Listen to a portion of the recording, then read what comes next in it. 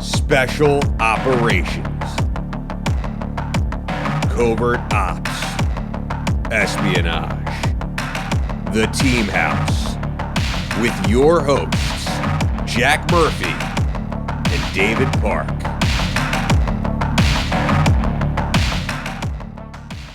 So we did a full legal rotation in 2004, and full legal, for those that don't know, is a big full spectrum exercise, Joint Chiefs of Staff exercise in Korea. Mm-hmm. And there's a lot of good training to be had. So we went over there as a battalion, and we were in Daegu, which is in the center of the peninsula, big joint Korean U.S. Air Force base there. And that's where we had our FOB. Well, my mission as an ODA was to infiltrate Kunsan Air Force Base on the Yellow Sea side, which is the west coast of Korea. This is the same coast that the Incheon landing happened on. In fact, Incheon is just a few miles north of Kunsan. And if you remember from your history, that's an area of extreme tides. And so it was a big planning exercise for MacArthur and his staff to be able to get the Marines on there.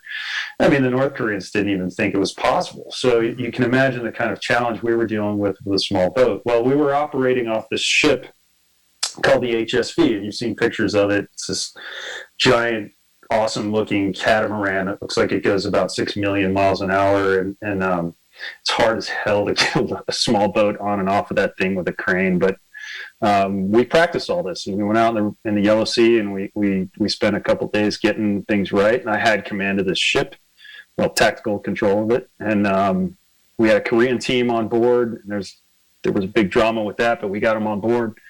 And the night before the big operation, the Korean team leader comes to me and says, "Hey, Lino, how are you guys dealing with the seawall?" And I looked at him, and his name was probably Kim or Bach or whatever, and I was like, "Kim, what the fuck are you talking about, man?"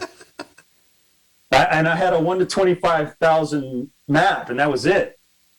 And the Koreans had built this giant seawall because they were reclaiming all the land. And so Kunsan as a community, and it's a city of Kunsan and Kunsan Air Force Base, the entire thing, and we're talking like 50 miles, have been encompassed by this giant seawall. And I'm not talking about a berm, guys. I'm talking about like 40 feet high with a 2-lane highway on top of it, closed circuit TV system, lights, the whole shebang. I mean, this was no joke.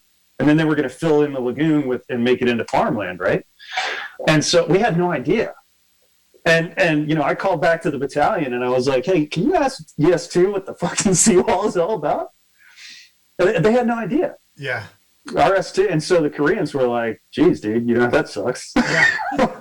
So it was like, and anyway, hook out? And this was the night before, so we totally had to revamp our plan and all this stuff. And so when the day came, they're still building this thing. So when the day came, we had identified there was a gap about, if I remember right, it was maybe half a mile wide, where it was the only remaining entrance and exit to the lagoon. Constricted waterways, what happens in constricted waterways? The water flows a lot faster. And so we've got these 2 loaded down Zodes with all of our equipment and all of our guys. And I think we had our big engines, but it didn't matter. I mean, we're going like 2 miles an hour, creeping through this thing. I guess yeah. And for those who don't know, a Zodiac is a rigged boat about, like a 12-man 12, boat. Yeah. A small at best boat. Yeah. At best. And so we're trying to go through this gap and then get to, to this place where we were supposed to put a laser on a Patriot missile that was stationed there. That was our op for. Mm-hmm. And as we're in this gap and struggling to just make forward progress, one of the guys, I'll leave his name out, it rhymes with Kenny G. Kenny was like, he just started screaming, nearly threw himself out of the boat. And he started screaming, "It's a fucking submarine! It's a fucking submarine!" And I mean, all of us instantly kind of like jumped over to that side of the boat to see what he was talking about. We nearly capsized because of it. And what ended up happening is the guy who was on the tiller, he got pushed over and the tiller got stuck in his gear. And so he put us in this like giant left or right turn. I don't remember which, but it's this giant like U-turn that he made, and we went right around the conning tower of what was a submarine. And I leaned out. I could have reached out and grabbed the fucking thing that was sticking out of the water, the periscope. Now it's dark.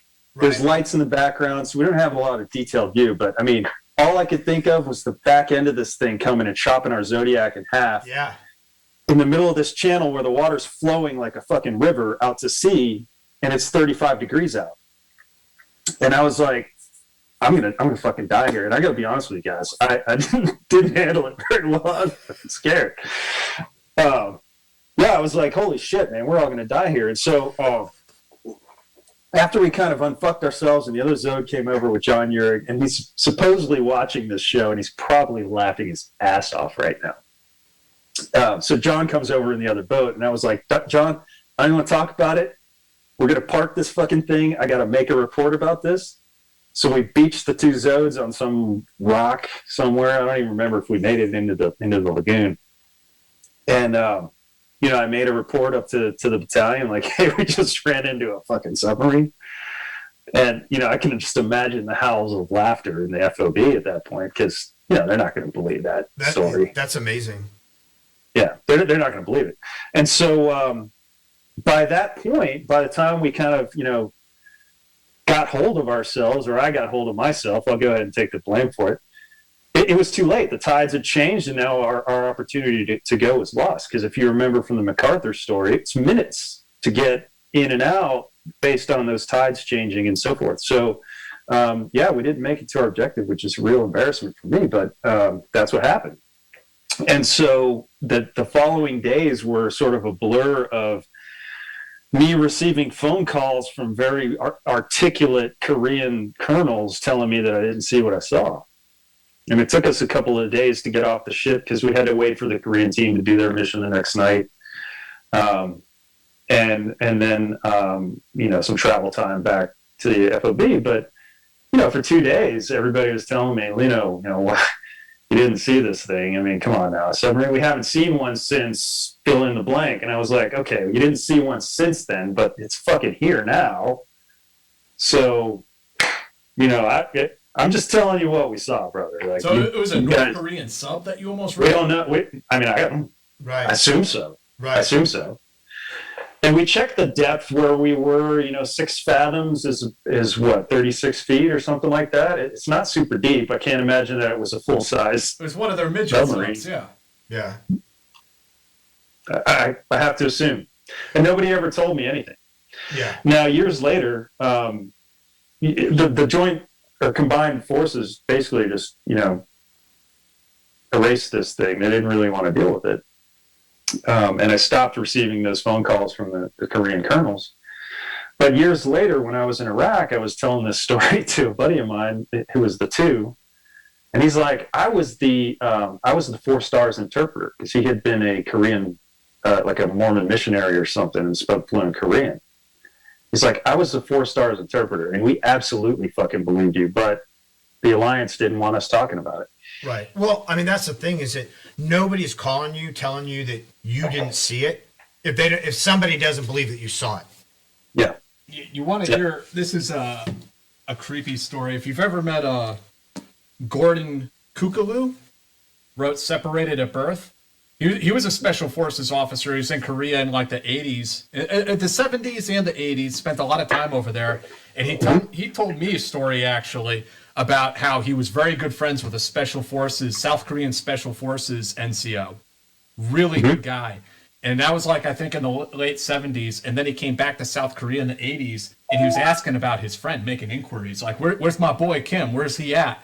And he even had, he knew what year he went to the military academy. He had his serial number, because they were pen pals. They'd write back and forth to each other. And these, very stern-faced Korean officers would come to him, like, we've never heard of this person. He never served in the Korean military. And they're like, no, I know this guy. I have his serial number right here. This is his address where I used to write to him. Like, we never heard of this person. He doesn't exist. And he said he found out through the grapevine way later. They sent him on some bullshit intel op into North Korea, as undercover, as like commercial cover, as a businessman or something like that, and dude just vanished over there. Wow. Yeah. Wow. That's interesting. I actually have a friend who went over there, which is not my story, but it's interesting stuff. She was a U.S. military major at the time, Air Force. Back when there was a joint hotel complex near the border. That caused a bit of a flap. Was that when they were going over there trying to like negotiate the return of our MIAs? I think that's a continuous process, Jack. That has never really ceased. So yeah, I mean, the short answer is yes. But there was, the Sunshine Policy. They had created this tourist zone over there. It was mostly run by South Koreans because they knew how to run stuff. But you can imagine it was just a very tightly controlled facade. And so she was studying in South Korea on a scholarship, and was like, well, I've got this opportunity to go. And she asked somebody, she ended up asking like the ops NCO at the embassy, hey, you think this is cool? Do I need to tell anybody? She's like, don't worry about it. I'll let them know. She went to fucking North Korea overnight. Holy shit. Yeah. Anyway, that kind of blew up on her. So that's fascinating that you guys had that encounter and they tried to like keep it as quiet as they possibly could. Yeah, I'm wondering, how much trouble I'm going to be in just for telling that story. But I don't know what they made of it. I don't know if the intelligence determined for sure whether or not it was a North Korean vessel or maybe one of ours. They tried to tell me at one point that it was one of ours. This Korean dude's like, nah, that's definitely one of yours. Stop fucking around. And I was like, okay. Maybe it is. I don't know. You tell me. Right. Yeah, it's like you had a UFO sighting and everyone starts pointing fingers and stuff like that. No, you didn't see that. Nah, leave it alone. Yeah, I actually wonder sometimes, what the other guys on the team, are saying about it years later, because memories are funny, Right. And it makes sense that the North Koreans would want to keep tabs on, as enemies would, any enemy does, they keep track of large military formations in training exercises like Full Eagle. And the North Koreans mobilize their forces to try to match our forces on the other side of the DMZ. So it's like this little, big dick competition to see, how many troops can you put in the field for this exercise. So it makes sense that they would be out there playing fuck around at that time. Yeah, the IPB on that couldn't have been that hard.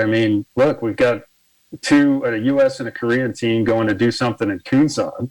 The only way to get in there is through this gap in the berm. Let's plant some eyes right where we know they're going to be.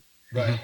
Well, on top of that, if I knew our long-term enemy, immortal foe, were building basically a wall, why not go in, plant explosive charges in that wall while it's being built, and then beat him out? Get out and you have it for a rainy day.